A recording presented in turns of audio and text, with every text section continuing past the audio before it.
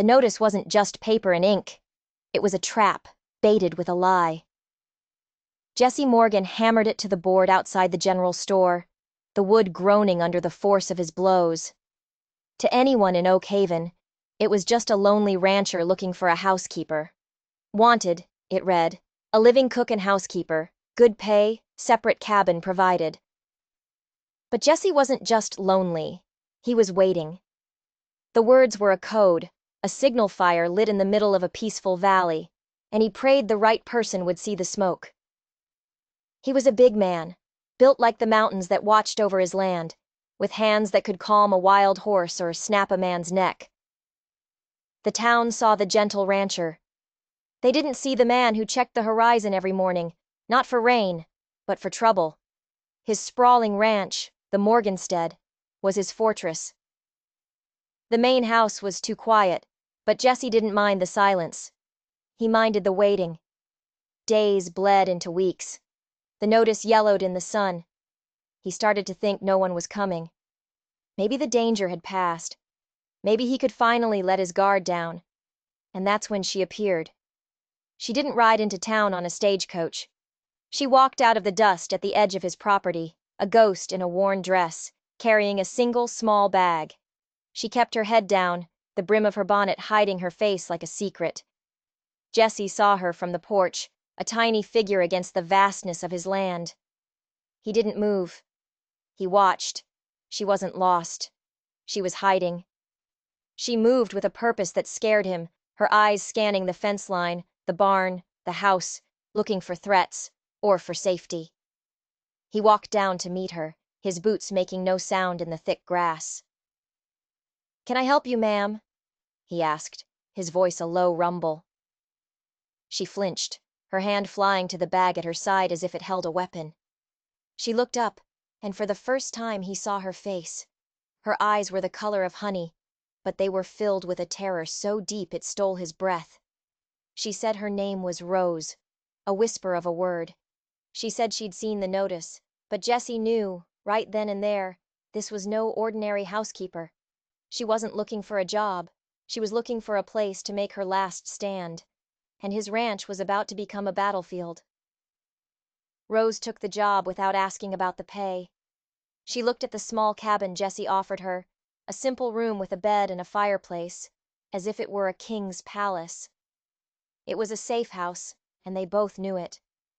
She was a phantom in his home, quiet, efficient, and always, always watching. The kitchen, once a silent, empty space, was now filled with the smell of baking bread. But the warmth was a lie. It was a cover for the cold fear that came with her. Jesse saw the little things. How she never sat with her back to a door. How she kept a small, sharp knife tucked into the folds of her dress while she kneaded dough. How she jumped at the sound of a horse riding up too fast. He saw the way his ranch hands looked at her, a mix of curiosity and pity. They saw a fragile woman. Jesse saw a soldier living in a trench, waiting for the next attack.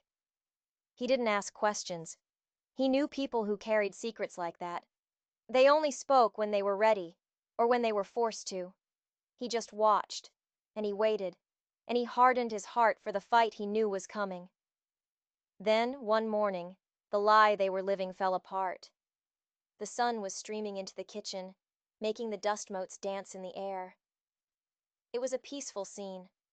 Rose was at the counter, her hands covered in flour, humming a tune so soft he could barely hear it.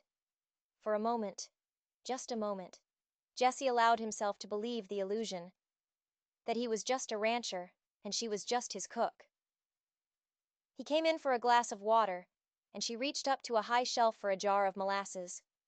The movement was simple, innocent, but it pulled the sleeve of her dress tight, and then it slid down her arm, and Jesse saw it. It wasn't a bruise. It was a brand. A black, ugly mark seared into her skin, the shape of a coiled snake. His blood ran cold. He'd seen that mark before, a long time ago, in a life he'd tried to bury. The silence in the kitchen was deafening. Rose followed his gaze, and when she saw her arm exposed, A look of pure animal panic crossed her face. She ripped her sleeve down, her breath coming in ragged gasps. She didn't look at him. She stared at the floor, bracing for a blow. But the blow never came. Jesse didn't yell. He didn't move. He just asked a question, his voice so soft it was barely a sound. "Who did that to you, Rose?" The question broke her. A single tear cut a path through the flower on her cheek. Then another. The story came tumbling out, a torrent of whispered words. She spoke of a man named Silas. A man who promised her the world but gave her a cage. A man whose hands were cruel and whose heart was stone. The brand was his mark of ownership. She had run, fled in the dead of night with the one thing he wanted more than her. She thought she'd gotten away. But men like Silas, they never stop hunting. She looked at Jesse, her honey-colored eyes pleading. "He's coming," she whispered. "I brought this trouble to you." Jesse walked to the kitchen door and looked out at his land, his peaceful valley, his fortress. He thought of the guns he kept cleaned and oiled in his study. He thought of the man he used to be. He turned back to her, and the gentle rancher was gone. In his place stood a protector. "Let him come," Jesse said, his voice like iron. "This is your home now. No one will hurt you here. You have my word." But a promise is just a promise. And Silas was more than just a man. He was a monster. Life on the ranch became a tense waiting game. On the surface, nothing changed. Rose cooked, Jesse worked, and the sun rose and set over the mountains. But underneath, a silent war was being waged. Jesse started carrying a pistol on his hip again, something he hadn't done in years. He taught Rose how to shoot, taking her out to a hidden canyon where no one could hear the gunshots. He was surprised to find she already knew how. She held the heavy revolver with a steady hand, her aim true. The fear in her eyes was still there, but now it was mixed with something else. A cold, hard resolve. She wasn't just a victim. She was a survivor. Jesse found himself watching her, not just with pity, but with a growing admiration. He saw the strength she tried so hard to hide. He saw the fierce spirit that Silas had tried, and failed, to break. A dangerous feeling began to grow in his chest, something warmer and more complicated than just a sense of duty. He was falling for her. He knew it was a fool's errand. A man like him, with a past like his, had no business caring for a woman who was a walking target. But his heart didn't listen to reason. One afternoon, he found her by the creek, and he couldn't stop the words from coming out. He told her he cared for her, that he wanted to court her properly, to give her a life free of fear. He asked her to be his wife. It was the biggest mistake he'd ever made. The hope in her eyes died instantly, replaced by that old, familiar terror. But it wasn't fear of him. It was fear for him. She shook her head, her face pale. "I cannot," she whispered. "You are a good man, Jesse, and that's why I must say no." She looked him straight in the eye, her voice dropping to a deadly serious tone. "You don't understand who Silas is. He isn't just a man. He's a devil. He won't just come for me. He'll burn this whole ranch to the ground to get to me. He'll kill you and everyone on it. I won't let that happen. I can't." She turned and ran back to her cabin, leaving Jesse standing alone by the water, the truth of her words hitting him like a physical blow. She hadn't rejected him. She was trying to save him. And in that moment, Jesse knew. This wasn't her fight anymore. It was his. The distance between them became a canyon. The shared moments in the kitchen, the quiet conversations, they all stopped. Jesse ate his meals alone in his study, the big house feeling colder and emptier than ever before. He respected her decision, but it felt like a knife in his gut. He saw the pain in her eyes whenever their paths crossed, a reflection of his own. He knew she was right to be afraid. He knew Silas was out there. So he began to prepare. He rode the perimeter of his land every day, not checking fences, but looking for tracks, for signs of scouts. At night, he didn't sleep. He sat on his porch with a rifle across his lap, watching the shadows. He sent a telegram to an old friend, a U.S. Marshal in a territory 2 states over.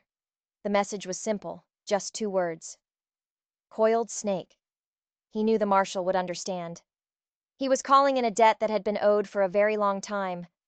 He also started watching his own men. Silas couldn't find Rose on his own. Someone had to have told him she was here. The thought made his blood boil. A traitor on his own ranch. He trusted his men, had worked with them for years, but now he looked at each one with suspicion. Was it young Billy, always short on cash? Or was it old Jed, who drank too much in town? The not knowing was a poison. He started leaving small things for Rose on her porch. A book of poetry. A warm woolen shawl. He never said they were from him. He just wanted her to know she wasn't alone. That he was still watching over her, even from a distance. He was showing her, in the only way he could, that his promise still stood. He would protect her, whether she wanted him to or not. Then the sky turned a bruised purple, and the air grew still and heavy. The first snowflake fell, then another. Within an hour, it was a full-blown blizzard. The world disappeared behind a curtain of white. It was the perfect cover for an attack. The wind howled like a banshee, ripping at the shingles on the roof. Snow piled up in drifts as high as a man's head, burying fences and turning the familiar landscape into a strange, hostile world. Jesse knew this wasn't just a storm. It was a weapon. Silas would use the chaos, the confusion, to make his move. No one could ride in, but no one could ride out for help either. They were trapped. Isolated. He gathered his most trusted hands in the barn, the lantern light casting long, dancing shadows on their faces. "Silas is coming," he said, his voice flat and hard. There were murmurs of disbelief. They knew the stories about Silas, the whispered rumors of a man who ran a shadow empire of fear. But they thought those were just stories. Jesse looked at their faces and saw they didn't understand the real danger. "This isn't a fistfight over a woman," he said. "Silas isn't coming for Rose. He's coming for what she took from him." He paused, letting the weight of his words sink in. "She has his ledger. A book with every crime, every name, every bribe he's ever paid. It's enough to hang him and dismantle his entire operation. He won't leave here without it." A new kind of fear settled in the barn. This wasn't about protecting the boss's new housekeeper. This was about standing against a man who would slaughter them all for a book. He looked from man to man. "Anyone who wants to ride out, go now. No shame in it. This ain't your fight." No one moved. These were loyal men. They had worked the Morganstead for years. It was their home, too. Jesse nodded, a grim sense of pride swelling in his chest. "All right, then. Barricade the windows. I want lookouts in the hayloft and on the roof of the house. Shoot anything that moves that isn't one of us." He turned to leave, and that's when he saw him. Young Billy, his face pale as a ghost, was trying to slip out the back of the barn. "Billy," Jesse's voice cracked like a whip. The young man froze. "Where you headed, son?" Billy wouldn't meet his eyes. Just checking on my horse." Jesse walked slowly towards him, the crunch of his boots on the hay-strewn floor the only sound. He saw the corner of a piece of paper sticking out of Billy's pocket. He snatched it. It was a hastily scribbled map of the ranch, marking the weak points in the fence line. The traitor. Jesse's hand clenched into a fist. The enemy wasn't just outside the gates. They were already inside. Jesse didn't waste time with anger. He shoved Billy towards 2 of his biggest hands. "Tie him up. Put him in the cellar. We'll deal with him later." There was no time. The storm was their clock, and it was ticking.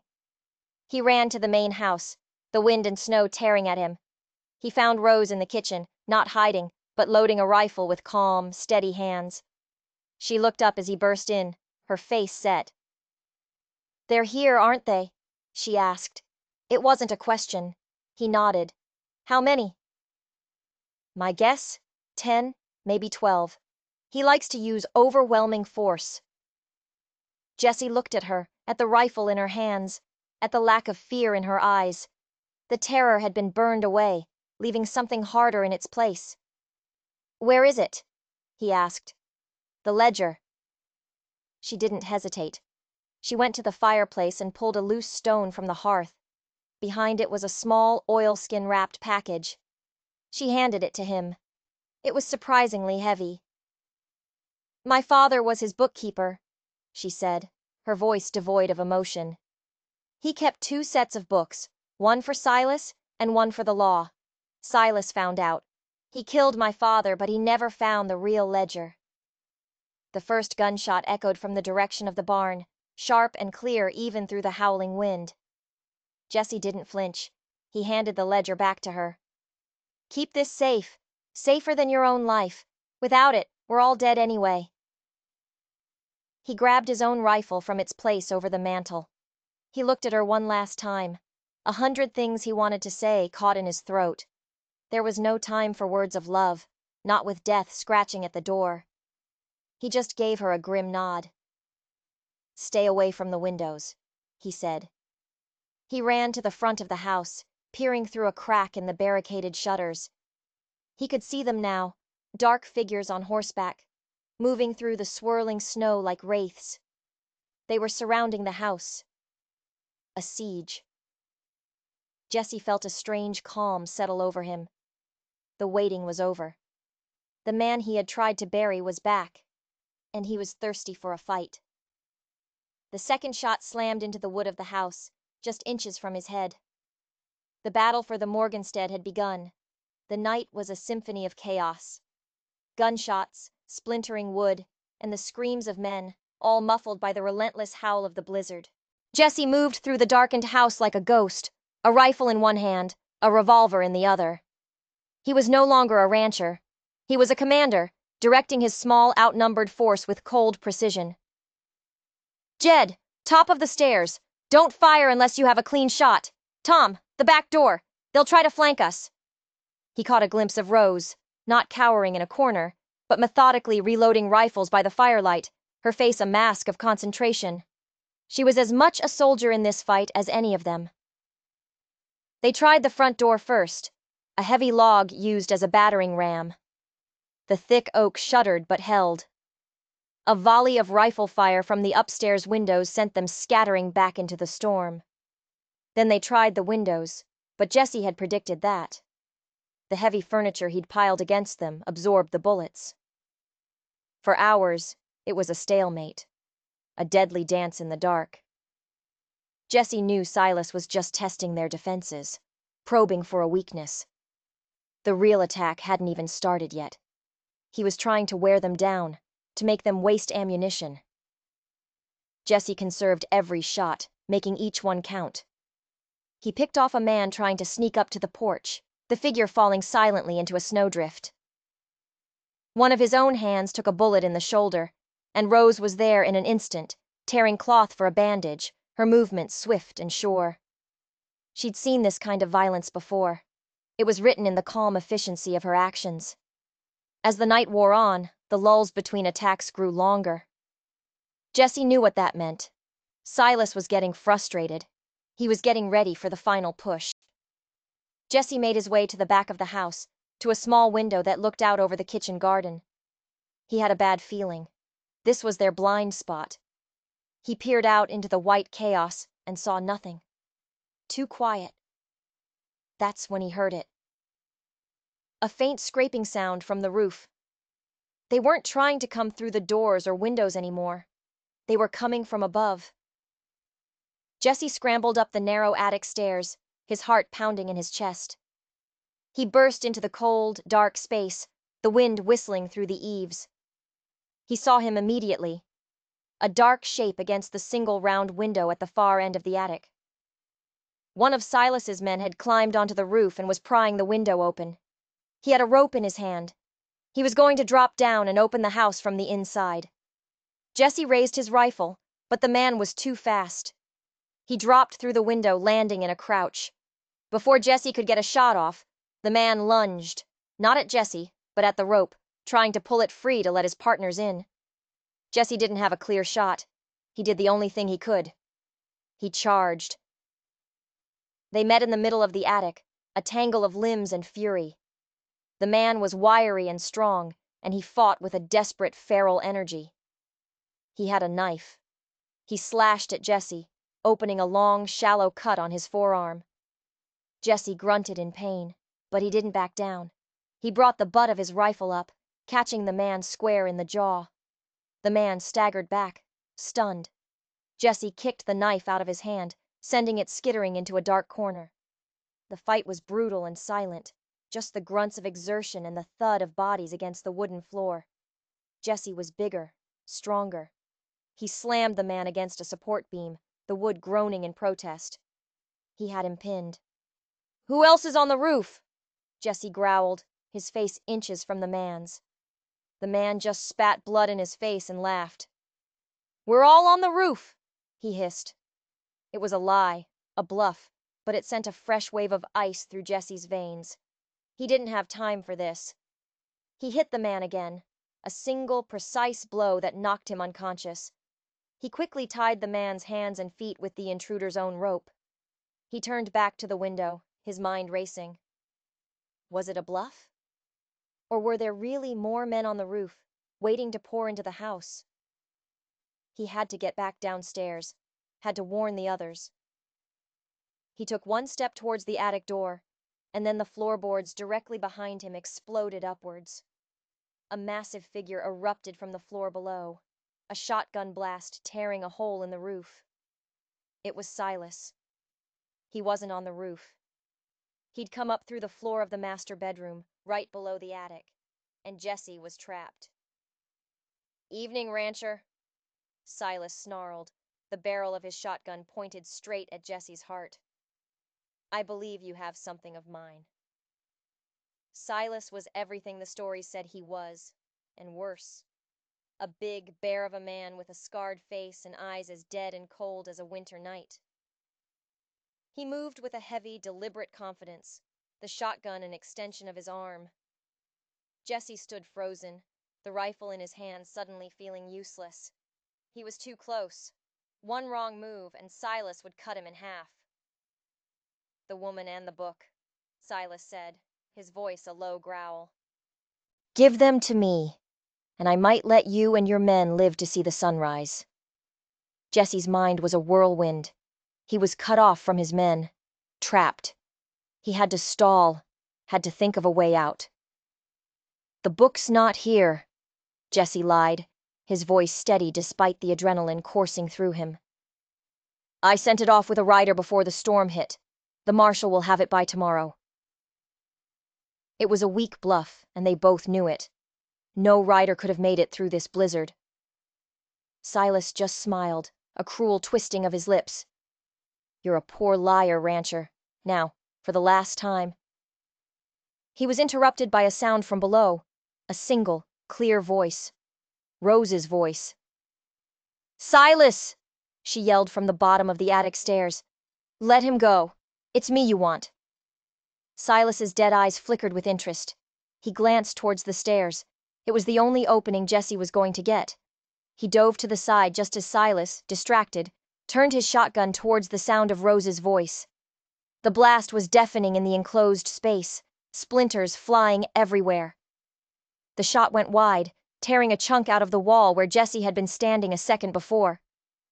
Jesse hit the floor, rolled, and came up firing his revolver. He didn't aim to kill. He aimed for the gun.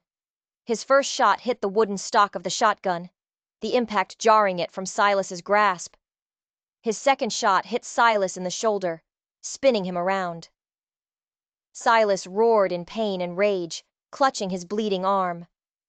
He was momentarily disarmed, but he was far from beaten. He was a cornered animal. He lunged, not at Jesse, but at the unconscious man tied up on the floor. With a grunt of effort, he hoisted the man's body and hurled it towards the window. The man's weight, combined with the damaged frame, was too much. The entire window casement ripped free from the wall, and the man, still tied, tumbled out into the blizzard. Silas didn't hesitate. He scrambled towards the new gaping hole in the side of the house, preparing to jump. He was going to escape. Jesse knew he couldn't let that happen. He wouldn't get another chance. He fired his last shot. The bullet caught Silas in the leg. He screamed and collapsed, one leg dangling precariously out of the hole, 30 feet above the snow-covered ground. Jesse was on him in a second, pulling him back inside, away from the edge. The fight was over.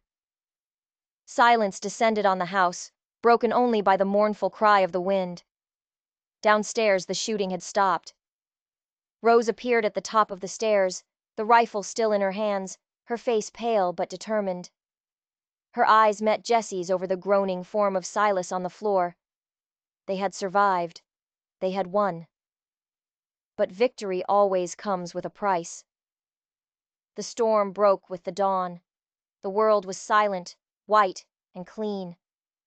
The bodies of Silas's men lay half buried in the snow, dark stains in a pristine landscape. Inside the ranch house, the air was thick with the smell of gunpowder and blood. 2 of Jesse's men were dead. Another was badly wounded. The cost of their victory felt heavy in the quiet morning light. Jesse tied Silas securely to a chair in the middle of the kitchen. Rose cleaned and bandaged his own wounds, her touch gentle but her face grim. They didn't speak. There was nothing to say. The horror of the night was too fresh. They had faced the monster and won, but the house felt violated, tainted by the violence. The traitor, Billy, was still locked in the cellar, his fate yet to be decided. The rest of Silas's gang had fled into the dying storm, scattered and leaderless. For now, the danger was over. Jesse finally took the ledger from Rose. He opened it on the kitchen table, right in front of Silas. Page after page of meticulous handwriting, detailing a decade of crime. Extortion, murder, robbery. It was all there. A roadmap to an empire of evil. Silas just watched him, his face a mask of cold fury, his eyes burning with hatred. "You think you've won?" Silas rasped, his voice weak from blood loss. "That book is a death sentence, the men named in there. They're not just outlaws, they're mayors, sheriffs, judges. They'll hunt you to the ends of the earth to keep their secrets buried. You haven't ended anything. You've just painted a bigger target on your own back." The truth of his words hung in the air, cold and sharp. Jesse looked at Rose. He had promised her safety, a home.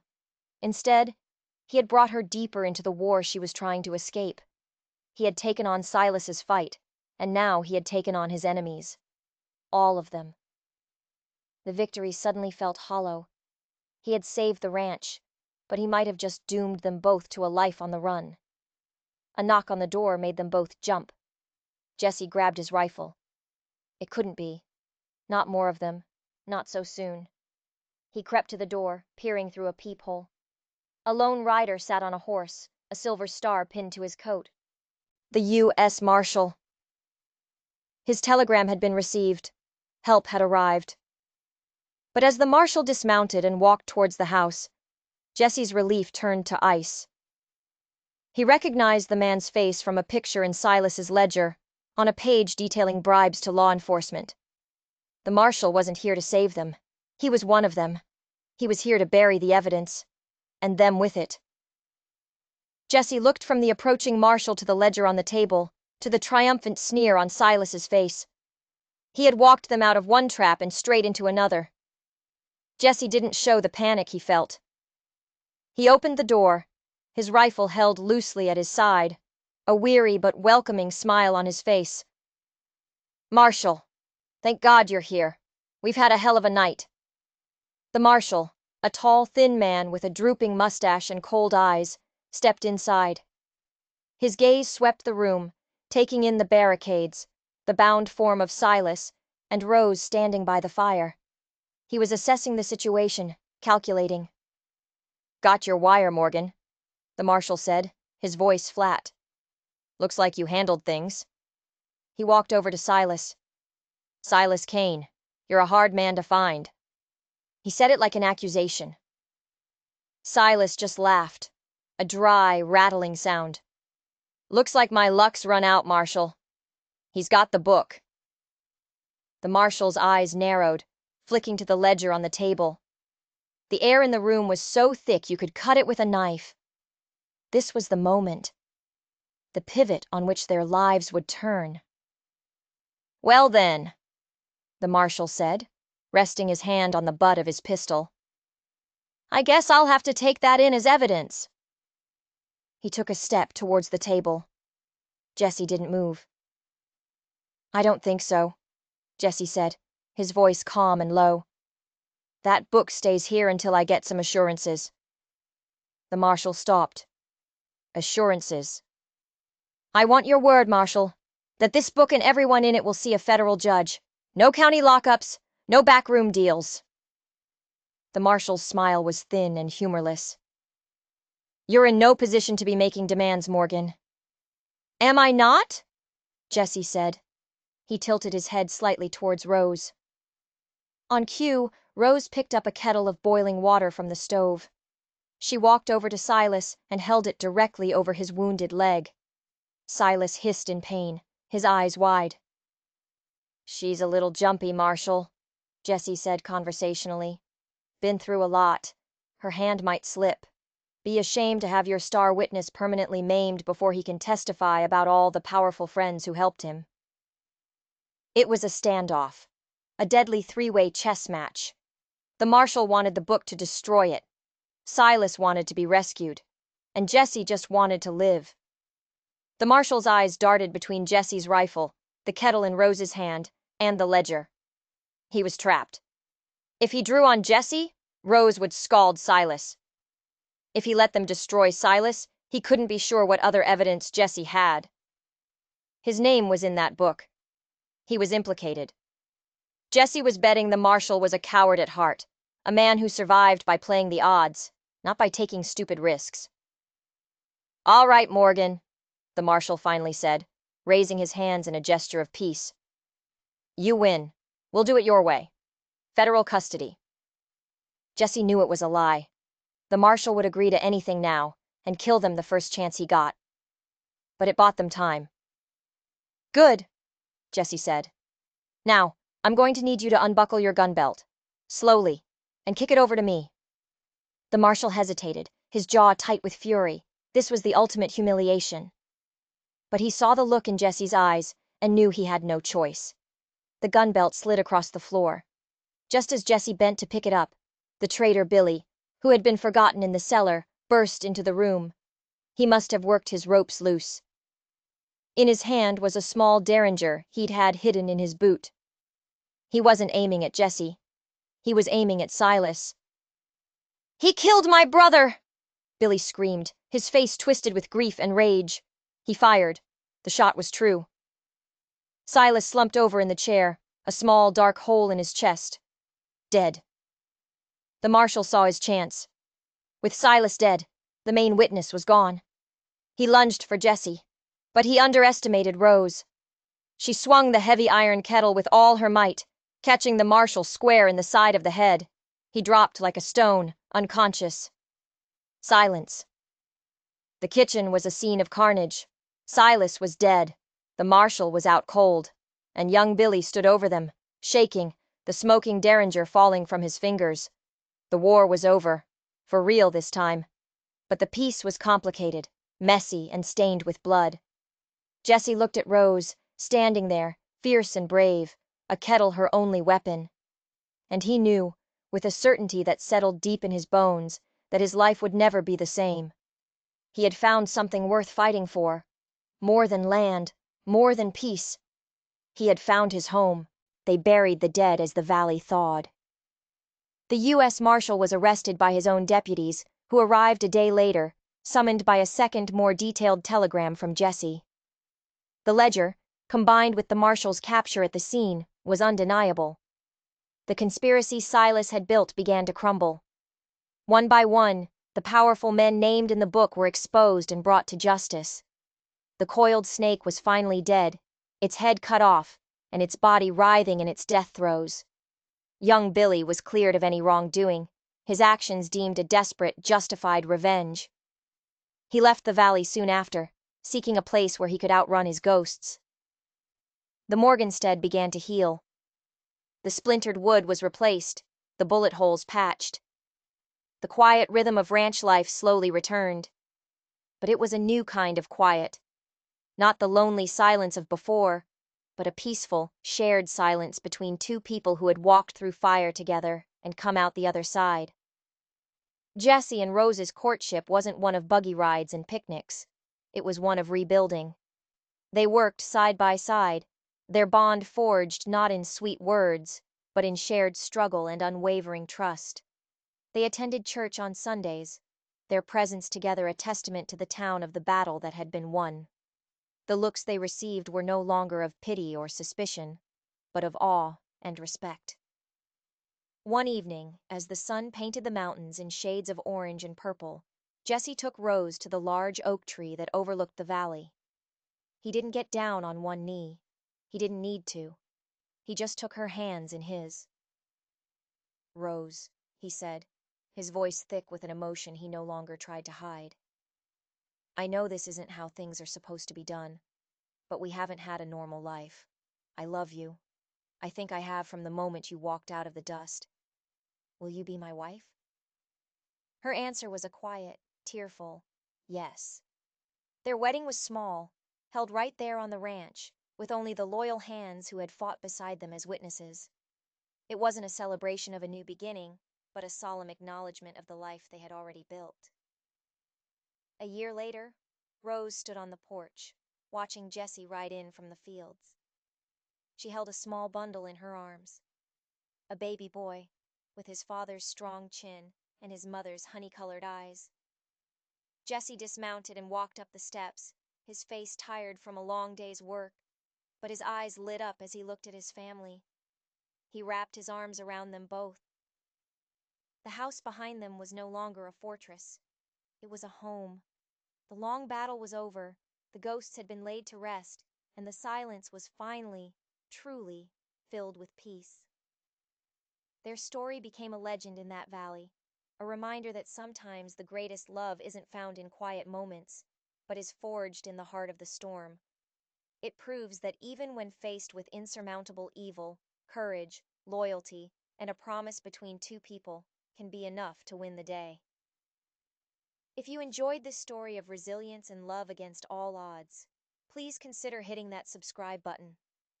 We believe stories like these matter, and your support allows us to keep telling them. Join our community for more tales of justice, survival, and the enduring power of the human spirit.